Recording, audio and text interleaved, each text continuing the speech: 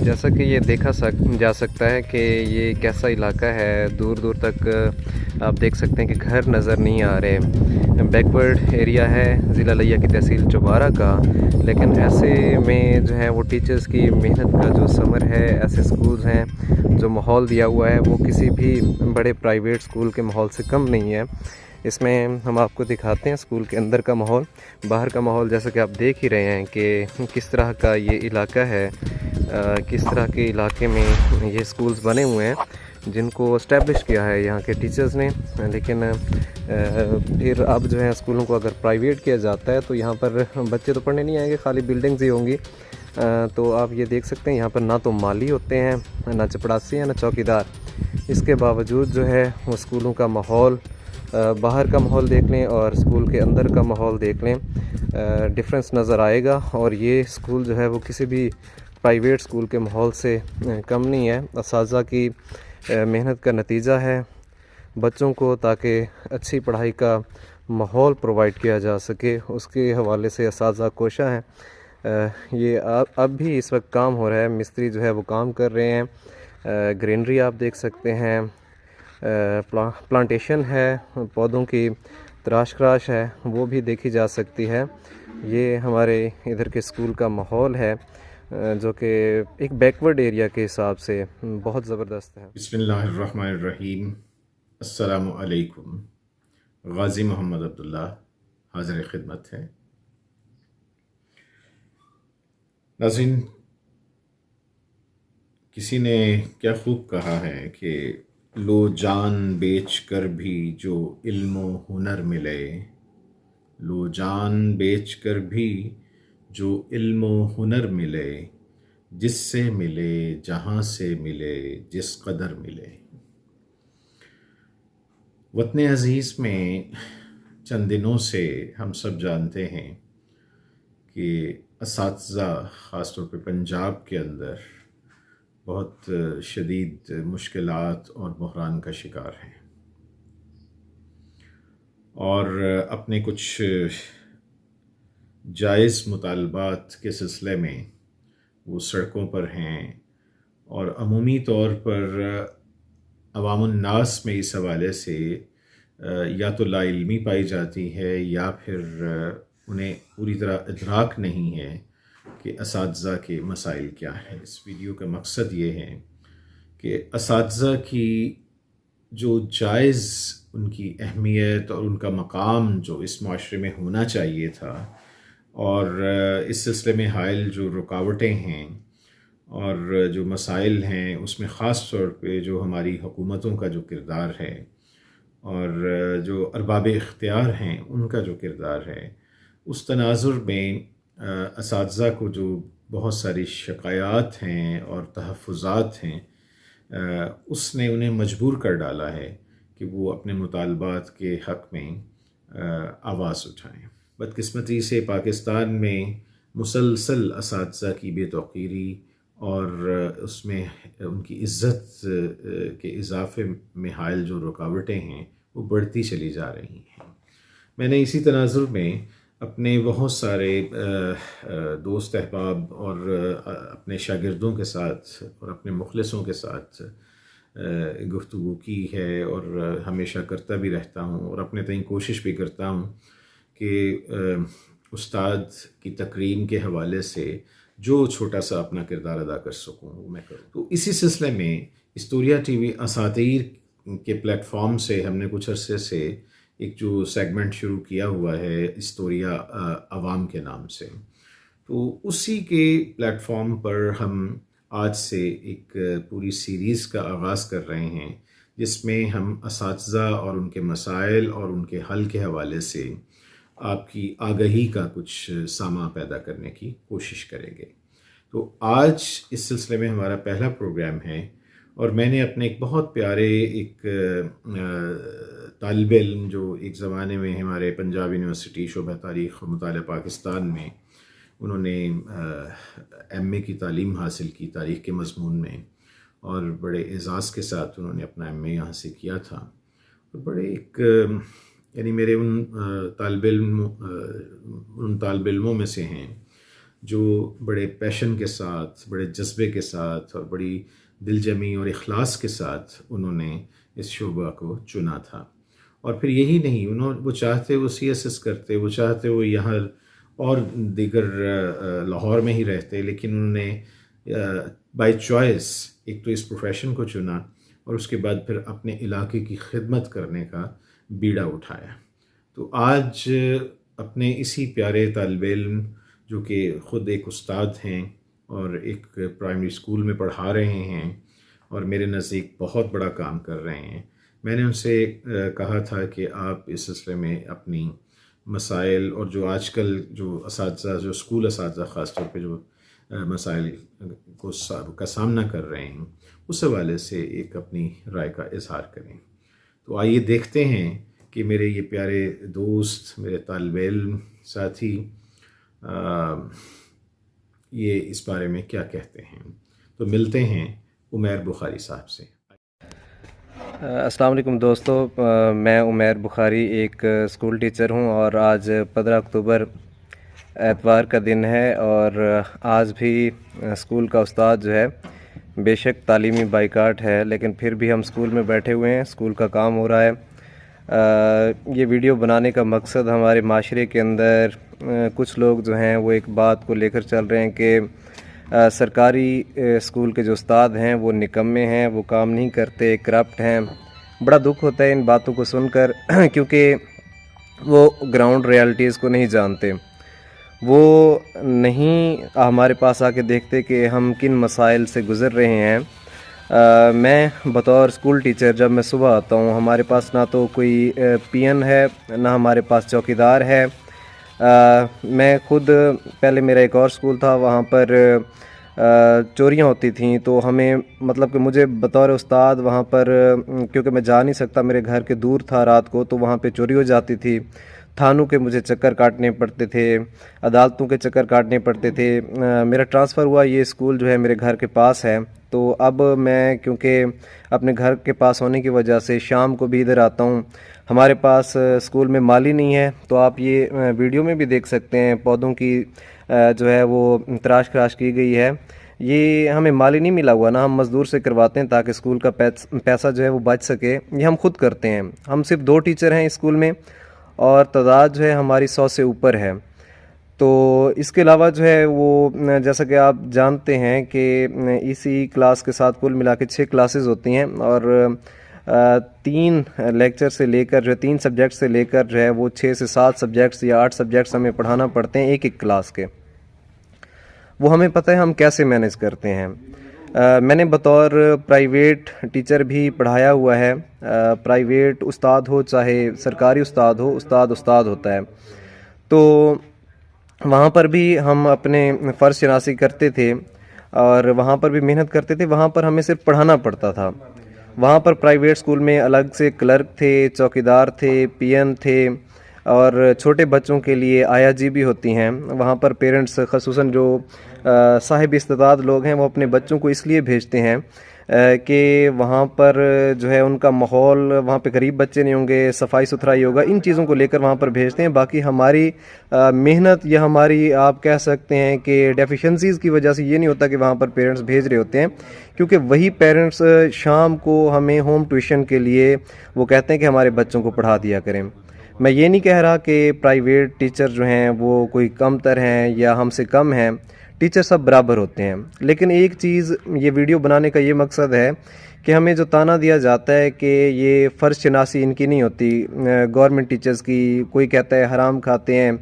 और अभी एक रीसेंट इशू चल रहा है कि स्कूलों को प्राइवेट किया जा रहा है, तो कुछ लोग जो हैं वो खुसूसन पढ़े लिखे नौजवान जिनकी सरकारी नौकरी नहीं है, प्राइवेट फिर रहे हैं, तो वो हमें ताने तुशने मार रहे हैं कि जी अच्छा हो रहा है, स्कूल प्राइवेट होने चाहिए, इनको नौकरियों से निकालना चाहिए। मेरे भाई, हमें नौकरियों से नहीं निकाला जाएगा क्योंकि हम परमानेंट टीचर हैं और हमारा जो हुकूमत के साथ एग्रीमेंट है वो हमारी रिटायरमेंट मतलब 60 साल की एज तक का है। गोल्डन हैंडशेक होता है, वो भी जो बुजुर्ग टीचर होते हैं वो भी उनकी मर्ज़ी से होता है कि अगर आप डिपार्टमेंट छोड़ना चाहें तो आपको बकिया तनख्वाहें दे के हम वो कर लेते हैं। मौजूदा जो डकैती हो रही है नौजवान नस्ल के साथ हो रही है या गरीब बच्चों के साथ हो रही है, ये हमारे साथ नहीं हो रही। हम बतौर टीचर, क्योंकि हम इस चीज़ को जानते हैं, इसलिए हम एहतजाज कर रहे हैं, माशरे में शऊर दे रहे हैं। लेकिन असल डकैती जो है ये बच्चों के साथ है। जो गरीब बच्चे हैं उनके माँ बाप अफोर्ड नहीं कर सकते कि वो प्राइवेट स्कूल्स में पढ़ाएं, या फिर डकैती उन नौजवानों के साथ है जो स्कूलों में, कॉलेजों में या यूनिवर्सिटीज़ में फीसेस भर कर पढ़ रहे हैं। उनका क्या बनेगा जब उनको पढ़ने के बाद, डिग्री हासिल करने के बाद नौकरी नहीं मिलेगी? तो ये एक अलमिया है। उनकी डिग्रीज़ कहाँ जाएंगी, उनकी तालीम कहाँ जाएगी जब आप सब इदारों को प्राइवेट कर रहे हैं? ज़्यादातर ये बड़ा महकमा तो टीचिंग का है, यहाँ पर सरकारी टीचर बनता है, या फिर हेल्थ में कोई जाता है, या दूसरे महकमे हैं। आप एक तो हमारी ये चीज़ होती है कि पेंशन में आप कटौती कर रहे हैं, तो कोई सरकारी नौकरी की तरफ आता है। प्राइवेट में हालांकि चांसेस ज़्यादा होते हैं, पढ़े लिखे नौजवान अगर सरकारी इसमें आ रहे हैं तो उनको ये होता है कि बुढ़ापे में हमें पेंशन का सहारा होगा। जब पेंशन नहीं मिलेगी तो वो फिर किधर जाएंगे? क्योंकि बुढ़ापे के अंदर सहारा यही होता है, पेंशन का होता है। एक तो ये डकैती हो रही है जो हमारे साथ, जो हमारी मराद के साथ हमें नुकसान होगा, ज़ाती नुकसान होगा, वो ये है। प्राइवेट का जो नुकसान होगा वो मौजूदा टीचर्स पे नहीं है, वो आने वाली नस्ल के साथ डकैती है। पेरेंट्स को इस बात का अंदाज़ा नहीं है, सिविल सोसाइटी को अंदाज़ा नहीं है, सिर्फ टीचर एहतजाज कर रहे हैं, सड़कों पे रुल रहे हैं, लेकिन असल में ज़्यादती नौजवान नस्ल के साथ हो रही है। तो ये वीडियो बनाने का मकसद यही है कि कमेंट्स में पढ़ रहा था सोशल मीडिया पे, वहाँ पे असातिज़ा को मुजरिम बनाकर, लाइक पुलिस तो घसीट ही रही है, माशरे के चंद लोग जो हैं वो भी असातिज़ा को घसीट रहे हैं, उन्हें ताने मार रहे हैं कि प्राइवेट स्कूल में कौन जाता अगर सरकारी स्कूल के असातिज़ा जो हैं वो अपनी फ़र्ज शनासी दिखाते। मेरे भाई, हम फ़र्ज शनासी दिखा रहे हैं। हम अपने उस्ताद होने के साथ साथ हम क्लर्क भी बने हुए हैं, हम चौकीदार भी बने हुए हैं, और मैं खुदा को गवाह बनाकर कह रहा हूँ कि मैंने इधर बच्चों के बाल तक काटे हुए हैं। हमारे स्कूल में जो गरीबों के बच्चे आते हैं उनके पास इतने पैसे नहीं होते माँ बाप के पास कि वो जाकर बाल कटवाएं। हम इधर, मैं और मेरे साथी टीचर, बच्चों को सुबह नहलाते तक भी हैं, वो इतने मैले हो चुके होते हैं। होम ट्यूशन तो दूर की बात है, सरकारी स्कूलों में जो बच्चे आ रहे होते हैं होम ट्यूशन तो कंसेप्ट ही नहीं है, ठीक है। और घर में जाके वो नहीं पढ़ते, इधर भी हमें पढ़ाना पड़ता है स्कूल वर्क के तौर पर। फिर होमवर्क देते हैं, वो भी हमें दूसरे दिन खुद ही याद करवाना पड़ता है। सरकारी स्कूल में अगर कोई पढ़ा रहा है वो बुरी बात वो भी नहीं है, उनके पास पैसे वो पढ़ाएं। उन बच्चों को शाम को होम ट्यूशन भी होती है, वो हज़ारों में माँ बाप ये चीज़ भी भर रहे होते हैं, और उसमें ज़्यादातर सरकारी टीचर पढ़ा रहे होते हैं शाम को जाकर। तो मकसद ये है कि जो डकैती हो रही है वो असल में हमारे साथ नहीं हो रही, वो डकैती हो रही है गरीब बच्चों के साथ और आने वाली नौजवान नस्ल के साथ। तो इस वीडियो का मकसद भी यही था ताकि नौजवान नस्ल को ये शऊर मिले, वालिदैन को ये शऊर मिले कि असल में ये मसला चल क्या रहा है। मेरा स्कूल जो है वो गवर्नमेंट प्राइमरी स्कूल दरबार नैज शाह, ज़िला लिया की तहसील चौबारा का एक पसमानदा इलाका है जहाँ पे ये स्कूल है। यहाँ पर बच्चों को पढ़ाने के हवाले से कुछ अर्सा पहले तक तो ये था कि बच्चों को पढ़ाने का कंसेप्ट ही नहीं था, लेकिन फ्री एजुकेशन की वजह से यहाँ पर लोग जो हैं अपने बच्चों को पढ़ाना शुरू हो गए। और इनकी गुर्बत का आप ख़ुद अंदाज़ा लगाएं कि फटे हुए कपड़ों में यहाँ पर बच्चे आते हैं। कुछ बच्चे ऐसे भी आते हैं जो बग़ैर शूज़ के आते हैं, या ज़्यादातर बच्चे जो हैं वो सस्ते से शूज़ पहन के आते हैं। और सबसे जो दर्दनाक चीज़ है जो हम ऑब्ज़र्व करते हैं वो यहाँ पे बच्चे जो लंच लेकर आते हैं, तो अगर उसको देख लिया जाए जो हमारे पॉलिसीज़ बनाने वाले लोग हैं, तो पत्थर दिल भी जो है वहाँ पर पिघल जाएगा कि उन बच्चों के लंच में रोटी के अंदर कुछ बच्चे जो हैं वो चीनी लेकर आते हैं, और कुछ बच्चे जो हैं वो नमक और मिर्च का मिक्सर बना के आए हुए होते हैं जो उनका लंच होता है। और एक और वालिद इधर आए हुए थे हमारे पास, तो मैंने पूछा कि आपका सिर्फ बड़ा एक बेटा आता है, छोटा पढ़ने के लिए नहीं आता? तो उसने जो बात की बड़ी तकलीफ़ दे थी कि सर हमारे जो बच्चे हैं वो 3 वक्त की रोटी नहीं खाते, वो सिर्फ़ 1 वक्त की रोटी खाते हैं, 2 वक्त को छोड़ें सिर्फ 1 वक्त की रोटी खाते हैं। तो वो कहता है कि मेरा बड़ा बेटा बर्दाश्त कर पाता है, लेकिन छोटा बेटा जो है वो इतना सफ़र, क्योंकि यहाँ पर दूर दूर तक स्कूल नहीं होते, तो वो कहता है 1 वक्त का खाना खाने की वजह से वो ना तो पढ़ने की पोजीशन में होता है, ना इतना सफ़र कर पाता है। तो यहाँ पर वो गरीब वालिदैन जिनकी उम्मीद ये गवर्नमेंट स्कूल्स हैं कि फ्री एजुकेशन की वजह से हमारे बच्चे यहाँ पे पढ़ लेंगे, एक तो उनकी जिस्मानी सेहत आप ख़ुद अंदाज़ा लगाएं, खुराक या उनकी जो है सेहत जो है वो कैसे गुजारा करते हैं। तो ये अल्फाज अदा करते हुए भी मैं जिस तकलीफ़ से गुज़र रहा हूँ, मुझे अंदाज़ा है कि उन बच्चों के साथ फिर ये ज़्यादती, अमीरों के बच्चे तो फिर भी पढ़ जाएंगे। और मेरा अपना ज़ाती ख़्याल ये है कि ये सब करने की एक वजह जो है वो पिछले हमने कुछ अरसे में नौजवान नस्ल के अंदर जो शऊर देखा है वो इस वजह से है कि गरीब का बच्चा जो है वो अब पढ़ गया है, वो सवाल पूछता है और उनमें शऊर आ गया, और शऊर आते तालीम की वजह से। और कुछ हमारे जो अकाबरीन हैं शऊर उनका दुश्मन है, क्योंकि गरीब का बच्चा पढ़ेगा, ओहदा मांगेगा और सवाल पूछेगा, और ये हमारे कुछ लोगों को ये उनका सवाल पूछना जो है वो पसंद नहीं है। तो मेरे ख़्याल में तो यही वजह हो सकती है, बाकी कोई वजह नहीं हो सकती कि चलते हुए स्कूल मतलब मेरा जो स्कूल है बैकवर्ड तहसील हमारे पूरे सूबा पंजाब की कंसीडर होती है चौबारा। यहाँ पर कुछ ही लोग जो हैं वो पढ़ सकते हैं या पढ़े हुए हैं, उनमें से अल्हम्दुलिल्लाह एक मैं भी हूँ। और हमारी ये कोशिश होती है, मैंने ये फ़ील्ड इसलिए चुनी थी कि मैं अपने इलाके को, अपने इस एरिया को आगे लाने की कोशिश करूं, बच्चों को पढ़ाने की हम कोशिश करें। जहां पर हमसे हो सकता है हम अपनी पॉकेट से भी बच्चों को हेल्प करते हैं, लेकिन हमारी अपनी भी, आप देखें कि आजकल के महंगाई के दौर में एक टीचर जिसकी तनख्वाह जो है 40 से 50 हज़ार, उसका अपना घर का जो सिस्टम है वो चलाना मुश्किल हो चुका है। लेकिन फिर भी हमसे जो हो सकता है हम करते हैं। ये मेरे स्कूल में ये देखा जा सकता है कि हमने एक बैकवर्ड एरिया के अंदर इस तरह की जो है वो बनाए हुए, आज भी हमारे स्कूल में ये काम हो रहा है। मेरे बैकग्राउंड में जो हैं वो नज़र आ रहे होंगे मिस्त्री और मज़दूर जो कि हम स्कूल में काम करवा रहे हैं।